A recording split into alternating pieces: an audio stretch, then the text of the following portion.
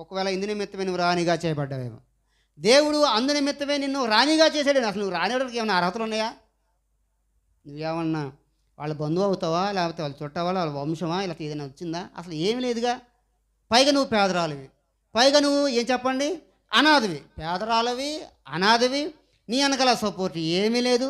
కానీ అయినా కూడా నువ్వు రాణిగా అయ్యావంటే దానికి గల కారణం ఏంటంటే దేవుడు నీ పక్షంగా ఉన్నాడు. కాబట్టి ఎందు నిమిత్తములో ఆ సంస్థానంలో రాణిగా ఉన్నావు ఒక్కసారి నువ్వు ఆలోచించుకో. ఇది మంచి సమయం. దేవుడు మనల్ని ఎందుకు ఉంచాడు ఒకసారి జ్ఞాపకం చేసుకోవాలి. ఎందుకు ఈ సామ్యంలో నన్ను ఇక్కడ ఎందుకు ఉంచాడు? నా యొక్క జీవితం, నా లైఫ్ పర్పస్ ఏంటి?